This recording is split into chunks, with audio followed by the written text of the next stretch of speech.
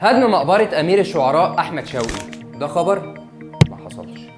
وجمال عبد الرحيم عضو اللجنة الدائمة للمجلس الأعلى للآثار نفاه تماما، وقال إن صور المقبرة المنتشرة على مواقع التواصل الاجتماعي هي مقبرة عادية اتبنت من فترة قريبة، وأضاف كمان إن مقبرة أمير الشعراء مش متسجلة أساسا كأثر، وقال كمان إن أي مقبرة بتعترض المشروعات اللي بتخدم المواطنين هيتم نقلها لمقابر الخالدين. رفع الرز من قائمة السلع التموينية الأساسية، ده خبر مضروب. ووزارة التموين نفته تماما، وقبل كده وزير التموين دكتور علي المصلحي كان أصدر تعليمات بتتضمن نصيب الفرد من السلع التموينية على البطاقات بعد ارتفاع الأسعار، وكان منها صرف كيلو رز للبطاقات التموينية اللي بيقل عدد الأفراد فيها عن 4 أفراد، وصرف 2 كيلو للبطاقة اللي فيها 4 أفراد فأكتر.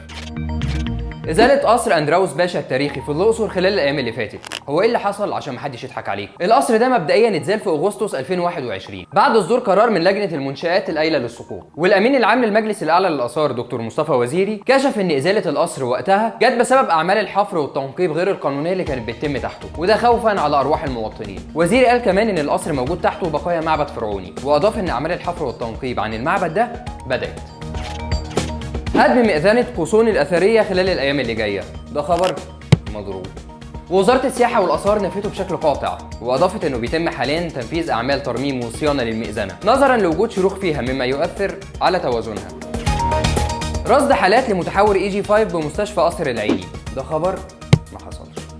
ودكتور حسام صلاح عميد كلية طب قصر العيني المدير التنفيذي لمستشفيات جامعة القاهرة نفى رصد أي حالات إصابة بالمتحور الجديد في أي مستشفى تابعة لجامعة القاهرة.